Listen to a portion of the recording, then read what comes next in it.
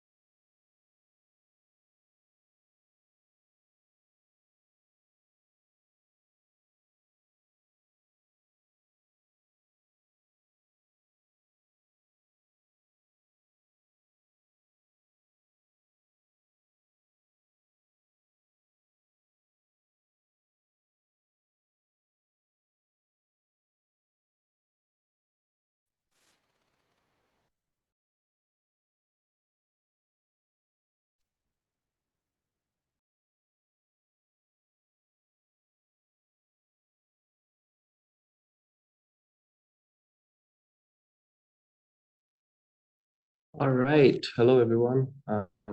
I hope I'm audible.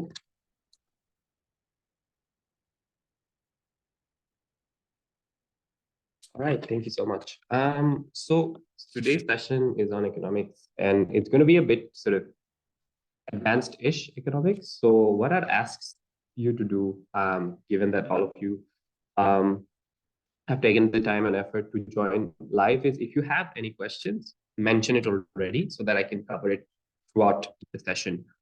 Because I feel like economics is too big to cover in like an hour or less than an hour. But if you guys have some questions, then I'd love to address them, because a lot of economics questions that debaters have are quite common. So if you're asking that question, there's a possibility that people who are watching their recordings also have a very similar or the same question.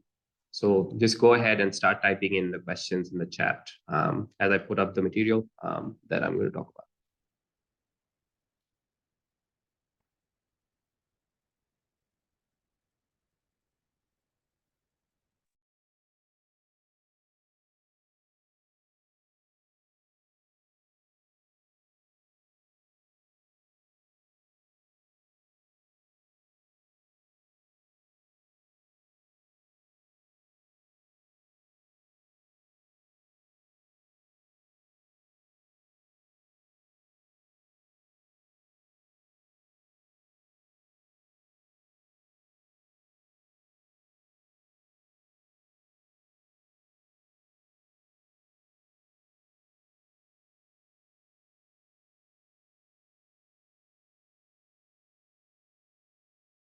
Okay, if you're just joining in, if you are just joining in right now, then if you guys could type in the questions that you might have for me, or you can type in the questions later as well while I'm taking the session. So that's fine as well. But if you have any questions, feel free to type it in right now so that I can make sure that I cover it.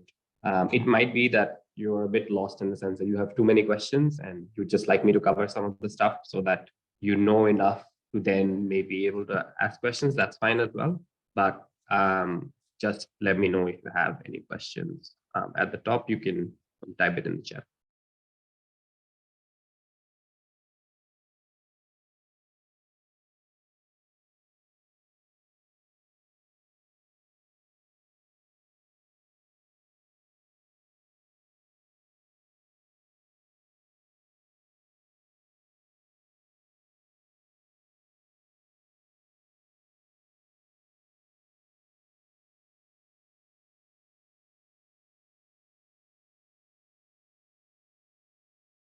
Okay, someone has asked a question about the debt ceiling crisis in the US. Yes, I can absolutely talk about it. De-dollarization, yeah, absolutely. Can you explain the main factors that contribute to inflation and how central banks typically respond to inflationary pressures? Yep. So I'm getting a lot of questions. Debt ceiling, de-dollarization, labor incompatibility with automation. Yep. Recessions, main factors that contribute to inflation and how central banks typically respond to these inflationary pressures. Yep, absolutely. Great. Okay. All right, I'll jump into all of these questions when I'm explaining some of the concepts that I wanted to explain to you today. And today we're going to explain some basic concepts, but those basic concepts will be applied to debates. So hopefully they will be advanced enough for you to apply them in debates to a certain extent, right? So let's start. It's starting with, so with regards to demand and supply. Now, whether or not you know demand and supply, you don't really have to know the graphs. I put in the graphs just for show, I suppose. But generally speaking, what is demand and supply? And why is this necessary for economics? Demand and supply is essentially there's just the concept that if there is demand for a particular product, then there is a price at which people are willing to buy that particular product, right? If there is too much supply of a particular product, then the prices will go down because there are too many of them. For example, suppose there are 10 people in a market, hypothetically, and all of them want one watch, but there are 20 watches in the market. So clearly there are more watches in the market than they want. What happens in those cases? In that case, the seller, what they do is they reduce the prices so that these 10 people may feel the urge to buy 2 watches each so that they can sell all of the products. Because if you sell one product and you don't sell another product, you're making a loss overall. Again, this is a bit of a generalization, might not be true in all cases, but in most cases, this is true. The more you sell, the more you make profits. Even if you sell at a lower price, the more you sell, the more you make profits, right? So that's generally how demand and supply happens. But the thing is, how do you essentially use demand and supply in a debate? And here, I think I've been asked a question about de-dollarization, which was essentially the motion for our Belgrade Worlds finals, right? And there, if you specifically look at my speech, you'll see that there is an argument that is based on demand and supply. It just never says that it is based on demand and supply. How is it so? I'll try to explain it as simply as possible so that you understand it, right? So the reason demand and supply becomes important in that debate is, if you remember, what is the context of the de-dollarization debate? Essentially, people need currencies to buy and sell goods within economies. When countries do it, when countries buy and sell goods amidst each other, now it's not necessarily governments doing it. Companies can do it by themselves as well. In fact, in most cases, it's companies selling from one country's company selling and buying stuff from another country's company, right? In those cases, they need a currency to do it. But here's the problem. If India is trying to sell to Bangladesh, then India has the Indian rupee, Bangladesh has the Bangladeshi taka. Indians don't use Bangladeshi taka, and Bangladeshis don't use Indian rupees within their borders. Then what do? You need a common denomination, and that common denomination across the world, for the most part, is dollars, right? But now slowly it's changing. India made one of its first transactions in Indian rupees internationally with Russia in the recent times. There are lots of countries that are using the Chinese currency, yuan. Even Bangladesh has made a transaction with China using the Bangladeshi taka. So there is this sort of slight movement towards de-dollarization in the world. Now, the context of the debate was that, do we have a more stable economy or a stable global economy if we use the dollar? And in there, the argument was as such. Because if everyone wants the dollar, then the dollar has a very high demand. If the dollar has a very high demand, the dollar has very high value, not necessarily a price, but a very high value, right? And when they have a very high value, when the dollar has a very high value, the United States of America, who has the ability to print dollars, who has the most amount of dollars within their economy compared to any other economy in the world, and generally benefits from the fact that a lot of other countries are using the dollar, essentially wins out in that particular case and can use it for their own economy, for the sake of their own economy.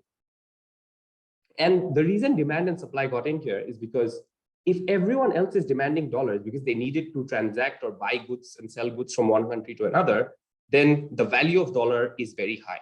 And if the value of dollar is very high, the United States can benefit from it. If the United States can benefit from it, the United States can maintain a stable economy. That's how you ensure that the custodian of the dollar, the custodian of the common currency in the world, has a very stable economy, because there is always a very high demand for their particular currency. Now, this argument obviously is not as simple, right? It's a bit more sophisticated. And I'll go into that sophistication a bit. What do I mean by this? Because de-dollarization was asked as a concept in this. And the sophisticated part of this is that if the United States of America essentially wants to make sure that they have a strong economy, what do they need to ensure? They need to be able to ensure that they can borrow money at a low rate. What do I mean by this?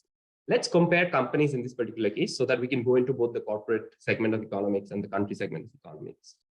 Now, just as a general question, feel free to answer this in the chat if you want to. But which company do you think can borrow from the market at a lower rate, Microsoft or Tesla? And the answer to this question is, I suppose some of you may think Tesla, but it's not. It really is not. The answer to this question is Microsoft. And the reasoning behind this is Microsoft is a huge company.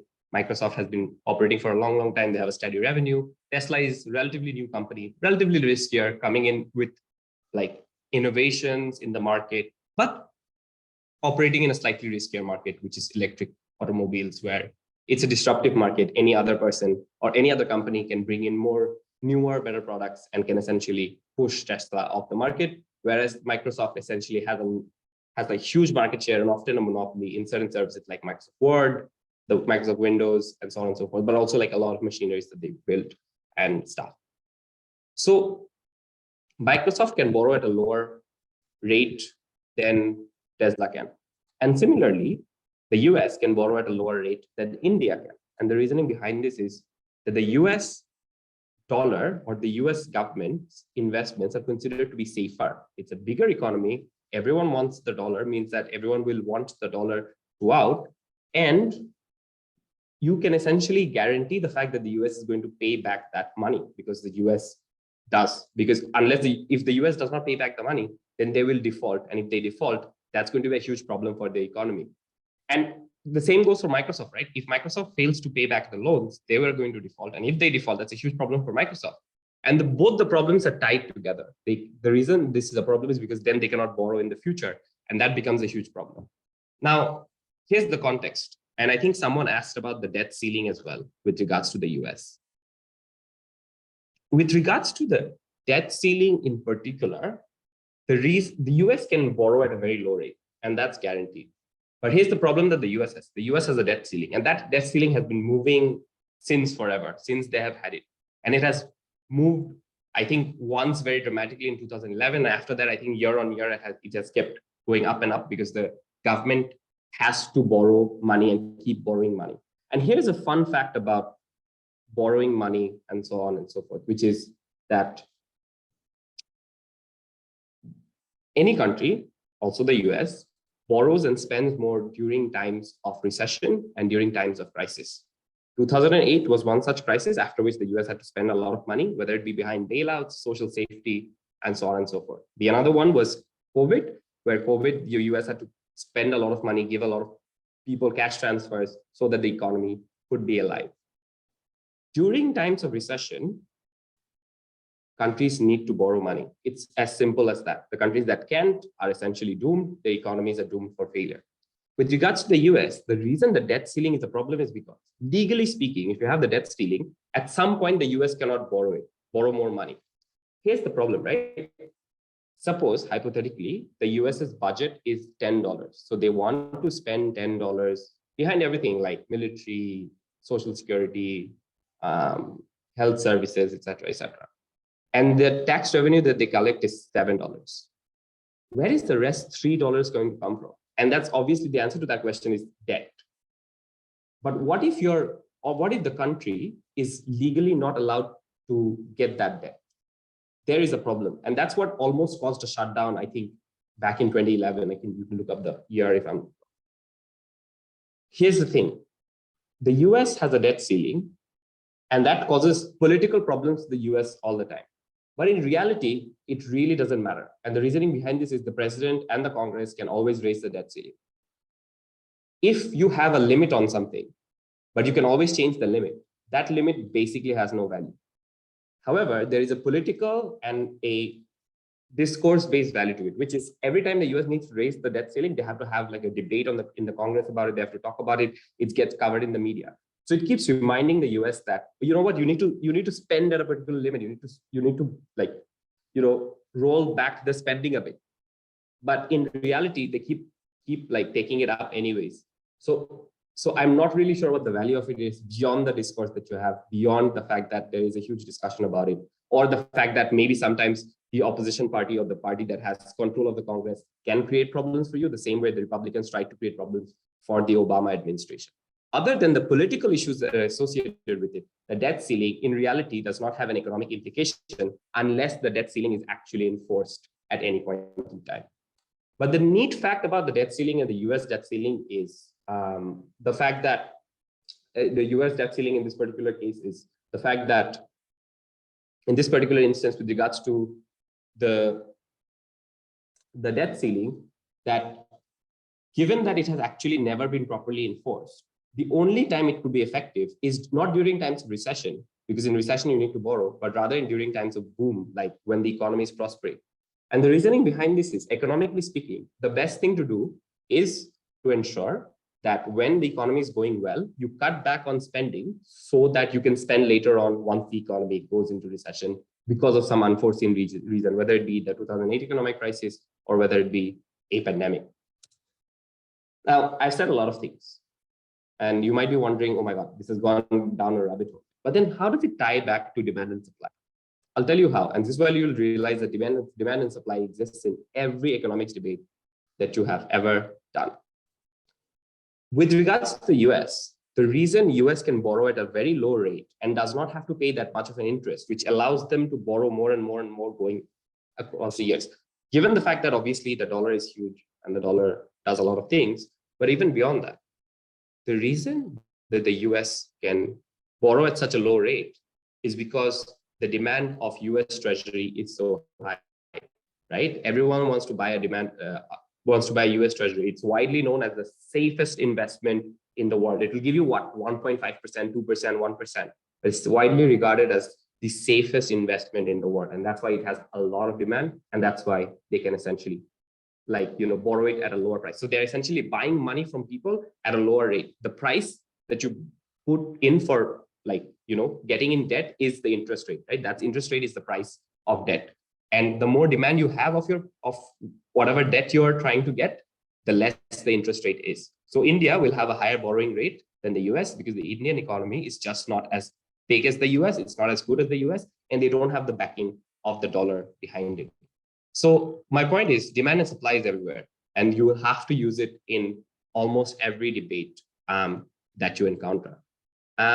Hopefully I've answered some of the questions about de-dollarization, but we'll try to get into it more going forward as well. And I'll talk about, because the person who asked the de-dollarization question also wanted to talk about how BRICS plays a part into it. It's not in any of my slides, but we can definitely discuss it to a certain extent. Okay, let's move forward. So this is very basic, but I wanted to give you an overview of this because if you are watching a recording of it, or if you are in this particular session, just take a photo of it. And the reasoning behind this is, oftentimes from this flow chart, you will understand how the economy works, and that's true, but you can essentially make arguments out of it. Oftentimes in any economic debates, you can be like, this is how the argument impacts households, or this is how the argument impacts the global economy. This is how the argument impacts the government. This is how the argument impacts the financial markets. And this is how the argument impacts businesses. These 5 things are essentially ways in which you impact your arguments. Obviously, they're also very relevant for your mechanisms as well. But if you have this in your head, you can essentially direct the debate in certain ways. And this becomes very crucial in all kinds of debates where you're like, oh, what should the argument be? Maybe we should run an argument with regards to households in this particular case. So for example, if you're doing a debate about inflation, you can talk about inflation and interest rates and so on and so forth. Let's say this debate is like, this house supports the use of high interest rates during times of high inflation. This is obviously a very complex debate, but in those cases, you can essentially make an argument out of all of these stakeholders. You can make an argument in case of households and how it's going to be difficult for them to cope up if the inflation goes up too high, because then they have to buy things at a very higher rate. You can talk about governments and how the government is going to be affected because the government also has to raise their own interest rate with regards to borrowing money. You can talk about financial markets, how it's going to be difficult for businesses to get loans, and therefore it will impact the financial markets negatively. The stock prices will go down and so on and so forth. You can talk about businesses because businesses will find it difficult to borrow money, and that's how it's connected to the financial market. You can talk about the global economy, where in the global economy, it's going to be that in a lot of cases, a lot of your companies will not want to stay in your country anymore because it's difficult to borrow here. They might as well go to another country and borrow money more cheaply there and essentially have more stuff there. So there, I think, is something that is something that is going to affect a lot of debates in a lot of ways. Even the de-dollarization debate, you will see that it has an impact on the world economy. It has an impact on governments. It has an impact on certain businesses. It also has impacts on certain financial markets. So in terms of impacting, this is a very good chart to just have a look at it, and you see how the flows occur in the economy. Households are dependent on the world economy for imports. The government is dependent on businesses because of taxes. Households are dependent on governments because governments here the government expenses essentially refers to oftentimes social security payments, welfare payments, and stuff like that, right? Someone asked a question here, could you please brief upon demand and supply in a line? So as I said, demand and supply are two forces that affect prices in the market, and they essentially control the entire economy, right? Or one of the biggest problems that we had with the recession after COVID was that the demand for a lot of products was not as high, and therefore there was a problem. And then we had another problem because the supply of products wasn't too high. So because of COVID, there was a lot of supply chain disruptions. A lot of factories in China were not able to produce a lot of products, and not just China, a lot of other countries were impacted as well. And then the supply chains got affected. Here's the problem. If you have too few supplies in the market, prices go up, right? If there are 10 people and there is like 3 pieces of chocolate and everyone wants a piece of chocolate, the pieces of chocolate are going to be very, very expensive because everyone wants them, and it's going to go ideally to a highest bidder. Imagine demand and supply like an auction, right? Like if I am auctioning this particular mobile phone, then how much price am I going to get for it? The highest bidder will obviously win it, but the highest bidder depends on how much people are willing to pay for it. And that's essentially the supply. The problem generally is that within the economy, we cannot have an auction system, right? We have to have a price system, and then we sell products and stuff like that. The way in which the economy calibrates demand and supply is essentially by very small mechanisms. Right? The shopkeepers will set the price of a t-shirt at $10 and see, okay, no one's buying it. Set it lower, set it lower, set at $5. Okay, now some people are buying it. See if you can still make a profit by setting it lower. Set at $3, you're still making some bit of a profit, and lots of people are buying it. Okay, that might be the right price for the product. So that's how demand and supply essentially works. Hopefully that answers your question. Someone asked, can I ask the role of institutions in the economy, like the functions of legislative, central bank different? What are the general goals that exist in all economics and finance debates? So essentially, if you want me to set a few goals for economics and finance debates, it's essentially this. The benefit-based goals are like economic growth, more prosperity, people having more money, less poverty, and stuff like that. But there are other goals as well in the economy. Avoid recessions, make sure that you go out of recessions, make sure that you ensure that people are not starving and they get at least food on their table, and so on and so forth. So there are lots of impacts that can happen. With regards to institutions, obviously there are so many different institutions. Like I can take an entire lecture on what central banks can do. I can take an entire lecture on how legislatures do. But if I am to recap this a bit, and I'll try to give you resources afterwards so that you can learn on your own. If I am to recap this a bit, since someone asked the question, and like we are in the sort of slide where you talk about governments, households and stuff, the legislature is the one that essentially decides on government spending and the fiscal part of the economy, right? The one that decides how much you're going to tax people, the one that decides how much you're going to spend, the one that decides where you're going to spend. Are you going to spend more behind the military? Are you going to spend more behind social security? The legislature is the one that decides that, and that's why the term political economy is so important, right? Because politics and economy go hand in hand, and they're quite important in doing that. So essentially, the legislature essentially controls the entire fiscal side of the economy, from welfare to military spending to taxes, everything. On the other hand, the central bank controls the monetary part of the economy. So money supply, money demand. Now, money supply and money demand are slightly, I would say, slightly complicated stuff, but essentially imagine this. What does the central bank do? One of the main things the central bank does is raise interest rates or lower down interest rates. The impact of raising interest rates and the impact of lowering down interest rates are generally quite complicated, but I can try to distill it to a few points. If you raise interest rates, then it's going to be more difficult to borrow. If it's going to be more difficult to borrow, then businesses are not going to take in as many loans. People are not going to use their credit cards a lot because it's difficult to borrow. Their interest rates are high. When it's difficult to borrow, people spend less, right? When people spend less, the aggregate demand within the economy goes down and people buy less overall. There is less economic activity. And then you may ask, but wait a minute, why would people do that? That seems like a bad thing. If people are demanding less, they're spending less, et cetera, that seems like a bad thing. True in a lot of cases, but it's not necessarily always bad. And the reasoning behind this is, the reason why oftentimes you have inflation is because too many people demand too many things, and therefore the price goes up. If there is a lot of demand, aggregate demand for certain products, then the prices will keep going pretty high. And here's the problem with prices going high. Prices going high means that people are going to demand more salary. If people demand more salary, prices are going to go up again because salary is an input into the product. If the salary of staff goes up, then the price of a product that they're producing goes up. And what you end up in with is another cycle of inflation, and then another cycle of inflation, right, leads to another cycle of wage hike or salary hike, and then it leads to another hike. So it's a huge vicious cycle where inflation leads to higher wages leads to inflation. In order to control that, the central bank raises the interest rates. And when they raise the interest rate, as I explained, the aggregate demand within the economy goes down because it's hard to borrow, it's hard to find money. Businesses can no longer pay their workers too much and stuff. And the economy is forced to recalibrate prices, which is the biggest sort of benefit of like putting in higher interest rates. The economy is forced to recalibrate prices. When the economy is forced to recalibrate prices, they essentially return to parity and you try to control inflation through this. Now, I have tried to explain something that students learn in an entire course in like 3-4 minutes. So it's not going to be as detailed, of course, but this is essentially the basic concept of why central banks raise interest rates. On the converse, why do central banks lower interest rates? Oftentimes within the economy, what happens is you have deflation. Prices of products are going down. People don't have enough money. You don't have enough money circulating around the economy. And that happens all the time in a lot of recessions. In those cases, what you do is you try to lower the interest rate. What happens when you lower the interest rate? People can now borrow. They can borrow to buy houses. They can borrow to buy cars.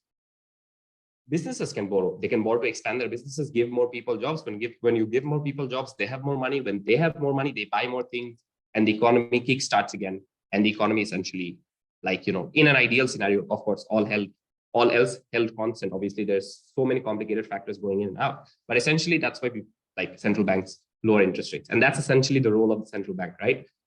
Obviously, it's not just lowering the interest rate or putting the interest rate up, but it's essentially controlling the money flow within the economy. And the interest rate is one of the tools through which you can do money flow within the economy. The good thing about debating is that it won't ask you to understand other very complicated stuff like how the central bank buys bonds from the market or sells bonds within the market and stuff like that. But hopefully that can also be something that you learn, maybe use in a debate, but that's not for today's session. All right, so now the financial system, the banks and the stock market. I want to talk a bit about the banks and the stock market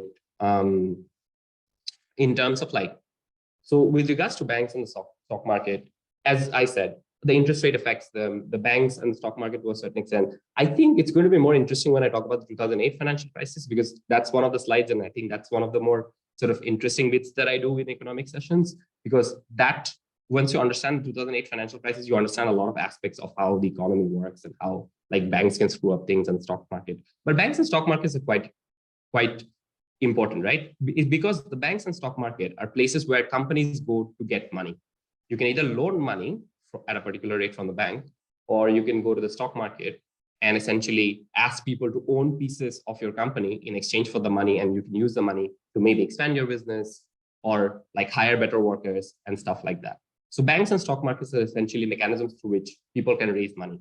But through banks, I think even the governments can also raise money through banks, because they can make sure that banks buy the government bonds and so on and so forth, which happens all the time. The government doesn't use the stock market much, even though some public companies or publicly owned companies also somewhat traded in stock market in certain countries, but the government mostly uses banks. It's usually the businesses that use both, and they're quite instrumental to the entire economy, because that's where you go to buy products and stuff. The thing about the stock market to a certain extent is the stock market is it's not always volatile. Not all stock markets are volatile, but some stock markets are volatile, and they can essentially depend on anything. So for example, the moment you announce a lockdown, stocks prices are going to fall unless you are a pharmaceutical company. And the reasoning behind this is, during a lockdown, if you're a tourism company, your stock prices are going to fall, right? And the reasoning behind this, again, goes back to demand and supply. The demand for your stocks go down because people think if there's a lockdown, people are not going to go for tourism outside their country or tourism inside their country even. The demand of your products are going to go down. If the demand of your products are going to go down, you're not going to make a profit. If you're not going to make a profit, you're not going to be able to pay dividends to the shareholders. If you're not going to be able to pay dividends to the shareholders, then shareholders don't want your stock anymore. Your demand goes down, and therefore your prices go down.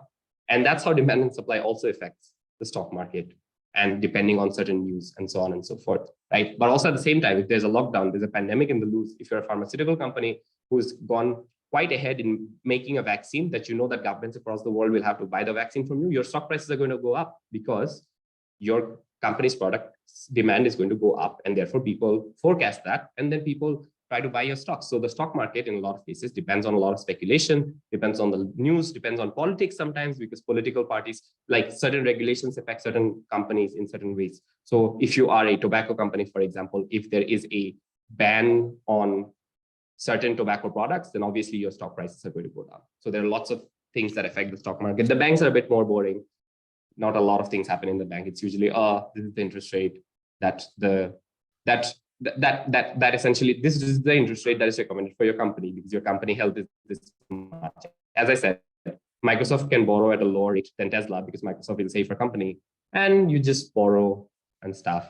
You have credit cards, I suppose. You have loans and stuff. So like, yeah, there's so many things that are there. So all right, so we're getting in a lot of questions about inflation, but hopefully some of the questions have been answered with regards to inflation. Given that we have a bit of a time pressure, I'm just going to very quickly go through this because I think this is like not the sort of economics that a lot of people prefer, because this is like more of an economics that is like more global and stuff. But with regards to free trade versus protectionism, it's a huge debate. Free trade and protectionism, there's a lot of debate happening across. I think hopefully you can find some videos of debate. I think Thailand was round 3 or round 4, I forgot, one of them, or like one of the rounds from round 2 to round 6. You can try to find a video on it and look at the free trade versus protectionism. I think it's a good way to learn a lot of the stuff that happens in economics. But essentially with regards to free trade versus like protectionism, one party wants to say that if you allow for free trade, then countries are going to reach their optimum point of producing certain things that they're good at. Once they find that point, they're going to buy and sell each other at optimum rates. And once they buy and sell to each other at optimum rates, that's going to help them essentially, contribute better to the world economy, because that's how you're going to make sure that the economy, like it's essentially like the easiest way to explain this is very simple, right? Bangladesh is great at producing clothes. Japan is great at producing cars. In a free trade world, Bangladesh will produce as many clothes as they can. Japan is going to produce as many cars as they can. And then Japan will just sell cars to Bangladesh because Bangladesh needs cars. And Japan is going to buy clothes from Bangladesh because obviously they need clothes as well. And that's how free trade works. What protectionism says is, here's the problem. Clothes are not as valuable as cars. Cars are a high value product. What is happening is Bangladesh is losing out in this trade. So if Bangladesh could produce at least some cars, it would be beneficial for themselves. Then they wouldn't be relying on Japan to buy high priced cars. And maybe they'll be able to figure out a slightly more efficient way of producing it, albeit maybe not as good as quality, or at least low in price and good for themselves. So protectionism bars certain countries from developing certain industries that might be crucial to them. Maybe they needed that industry because there is a supply chain shock due to a pandemic. Maybe they needed that industry because they just don't want to rely on other countries and stuff. So that can also be one of those things there. So there's a question with regards to like banks being less volatile than stocks. So essentially, yes, banks are less volatile than stocks more generally, but I'll give you an explanation as to how in a lot of cases banks can be more volatile. And for that, we're going to look at the 2008 recession. I think a lot of stuff with regards to the Silicon Valley banks and banks that have come afterwards follow the same pattern, right? They make bad decisions, therefore it becomes a problem.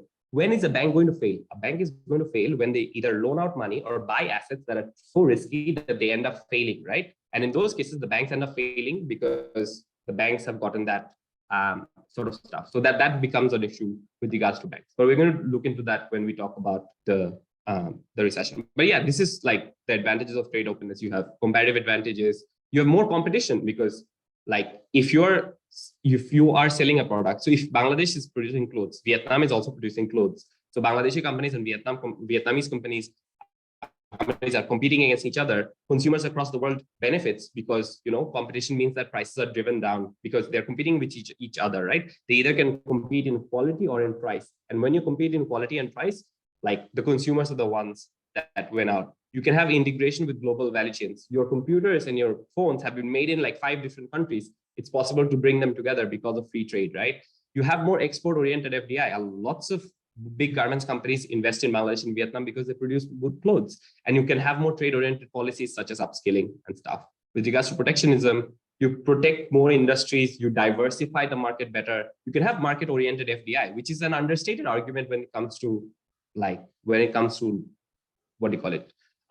The protectionism debate, right? What is a market-oriented FDI? This is more of a very clever argument that I usually use in certain debates, which is essentially that in certain debates with regards to FDIs in particular, because FDIs happen in countries where you cannot sell products to those countries. What do I mean by it? Say the US has Coca-Cola factories, right?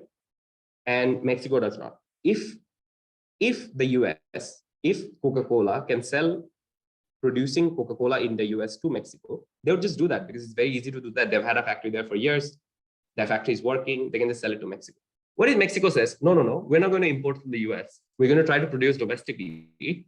We're just going to ban imports from the US, at least on cola products. Just let's say Coca-Cola, right?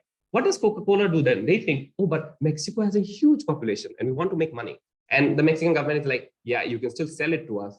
For you to sell it to us, you just have to establish a factory within our country. Then you're producing it in the country. Then there is no ban.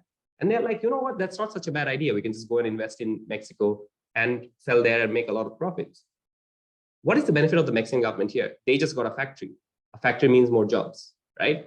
And more jobs means more money flowing into the economy. So that's how protectionism can be beneficial for certain developing countries, not just through protection of the infant industries or certain industries that will die out because of competition, undue competition from countries, because countries are in a different development scale, right? Some countries are ahead, some countries are behind. And if you cannot compete with them, it becomes quite difficult in those cases.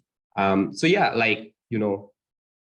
the case for protectionism, less exposure to global economic shocks is also a huge argument that has been running throughout the years. In fact, protectionism has made a comeback in recent years, right? More countries are moving towards protectionism to a certain extent. Now, whether that's good or bad, it's entirely up for debate. So government spending, I think we've talked about inflation and debt crisis, so I probably won't spend much in the slide, but just know that oftentimes the government spend because they need to stimulate the economy, because they need to put money in people's hands so that they start spending it, because either the economy is in a lockdown or there's a recession or there's an overall problem within the state. So that becomes an issue with that. Someone asked if the slides are going to be shared. I mean, you can just, I guess, look at the screens when it's uploaded in YouTube, right? Or I'll try to ensure that the slide links is in the YouTube description.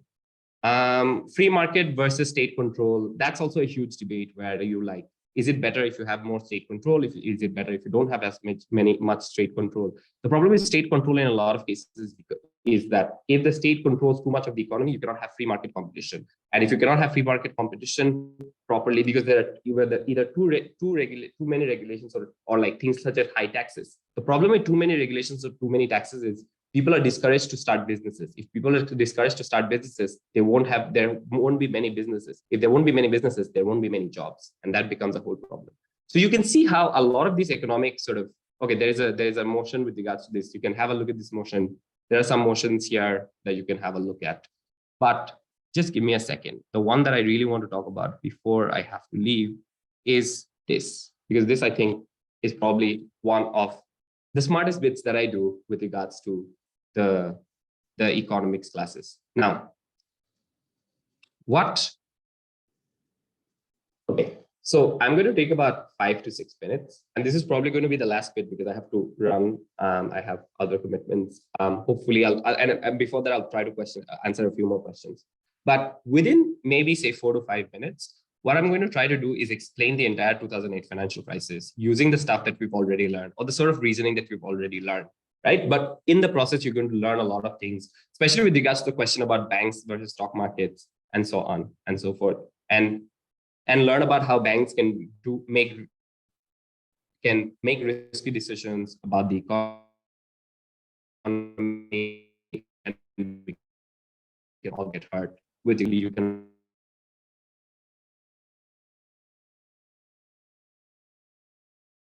all benefit.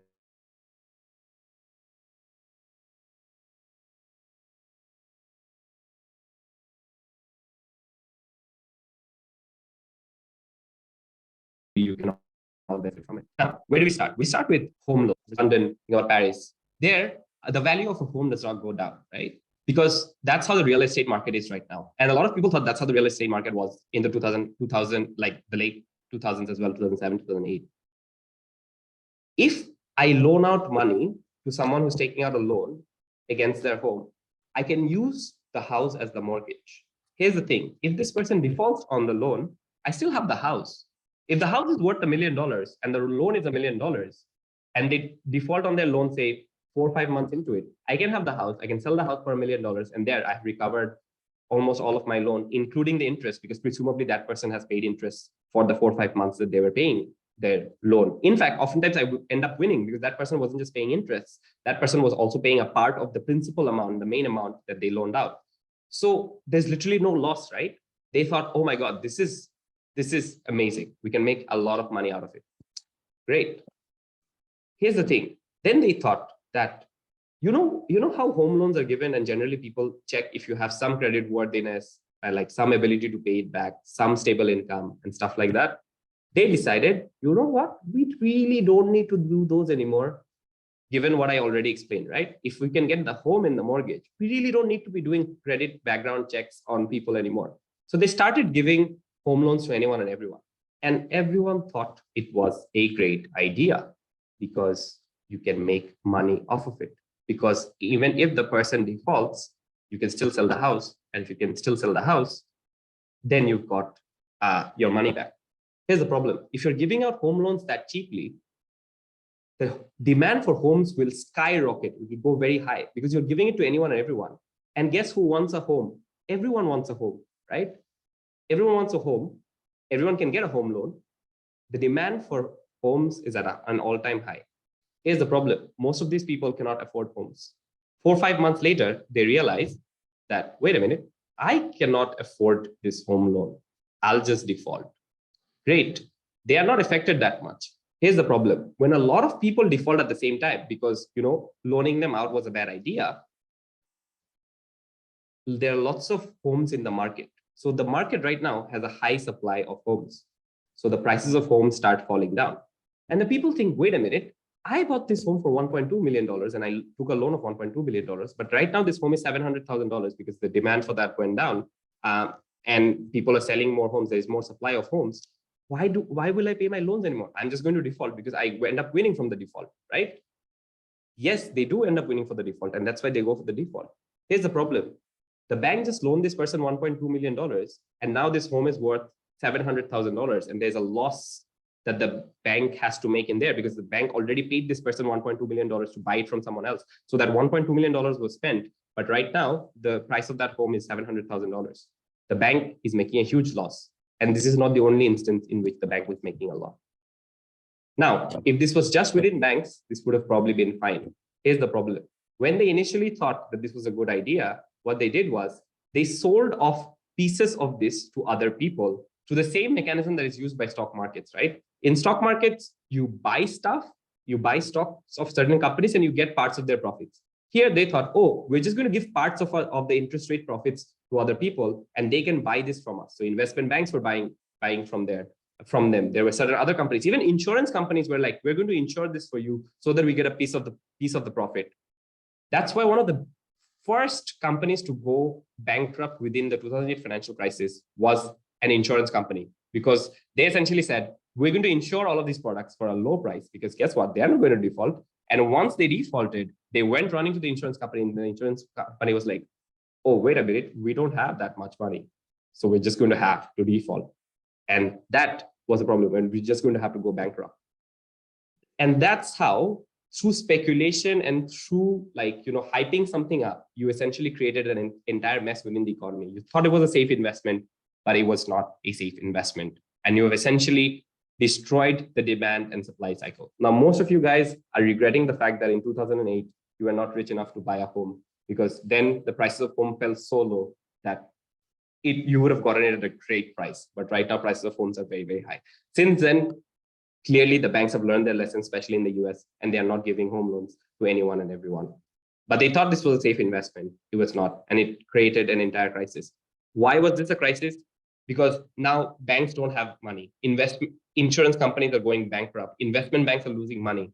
Here's the problem. If the banks don't have money, to loan out to other people, guess who's losing out? Businesses. Businesses cannot take loans anymore. Guess who's getting nervous? Investors, because investors are like, oh, how are you going to get loans from the bank? The banks themselves are going bankrupt. This is a problem because of the whole situation. The banks are losing a lot of money, and that creates an entire panic within the economy. And given how integrated the stock market is within our economies, panic is one of the worst things that can happen to the economy. And that's pretty much the 2008 financial crisis in 4 to 5 minutes. This is by no means is this like a detailed description, but it gives you most of the idea as to how it happened and how demand and supply is connected and how a lot of other stuff are interconnected with regards to that, right? So yeah, so I think we have a lot of questions. Unfortunately, I'll probably not be able to answer most of them. Most of you guys are direct messaging me. I don't know why. You could have just messaged the entire group so that you know if there is an overlap in the question. But generally speaking, like in terms of resources that you can learn more stuff about this, you can essentially look into some YouTube channels that I recommend. Economics Explained is one of them. Vox usually does some good videos on some economic stuff. Like they did a video on the US debt ceiling, I thought was pretty good. Visual Politic and mostly does politics videos, but sometimes does economics videos as well. So that's also pretty good as well. So Economics Explained, I'd highly recommend. Vox. If you want to learn a bit about economics, you can just actually do the crash course on economics from the crash course channel in YouTube. I think that's pretty good too, just to learn the basics. But it's, as I said, it's almost impossible to explain a lot of stuff of economics within, I guess, 40 to 50 minutes. But hopefully this encapsulates a lot of the stuff that you can use within debates, especially stuff like supply and demand and stuff with regards to that. Now, with regards to answering some of the question, with regards to de-dollarization, obviously, countries such as Russia, China, India are going to try to take advantage of de-dollarization because they can benefit from it, right? If India can do their trade in the Indian rupee, they have more control over their trade, right? Because the Indian rupee is something they can print out of their central bank. Now, that's a whole other discussion, but essentially, it's all about control. If China can use that currency for more trades, they can have more control over the economy, and that's always good for them. And that's something that they would want to do, and that does benefit the people within them. If you look at our debate, I'll ask you guys to watch that debate again. In Belgrade Worlds, you see that the closing government makes a debate where China has more people. If you're benefiting China, then that's a good thing. I thought that was a very clever way of extending. And I think that is something that you can look into as to like how other countries benefit from de-dollarization and essentially getting some bit of the limelight within their economy. So yeah, there are so many sort of stuff that is there. And there were some questions with regards to FDIs. I'll just say with regards to FDIs, there's like market-oriented FDI that I explained. There is FDI that is export-oriented. There are lots of different types of FDIs that happen, but generally FDIs are considered to be good for developing countries in specific because it's an investment, right? So instead of developing countries having to buy products from other places, it's an investment. They can produce more things there, set up factories, more jobs. That's usually a good thing that happens within their economy and stuff. So yeah, that's most of the things that I wanted to cover for the session, I suppose. Sorry if I couldn't answer a lot of your question. The debate that I was talking about is the Belgrade. I'll just type it in the chat. Belgrade WUDC 2022 Open Final. Yeah, so that I thought it was a very good sort of economics debate. There are lots of good economics debates from Thailand worlds. There's good economics debates from Korea worlds. So the more economics debates that you watch, I think the more you learn in a lot of these cases. So yeah, hopefully when this is uploaded on YouTube, if you still have questions, I suppose, go to the comment section, ask some questions. If I get a free time, I'll try to explain it in text as much as I can. But yeah, thank you for coming by. And hopefully this was an enjoyable and a good session. It's very difficult to cover economics in 40 to 50 minutes, but hopefully I tried and that was beneficial for some people. Thank you. Thank you.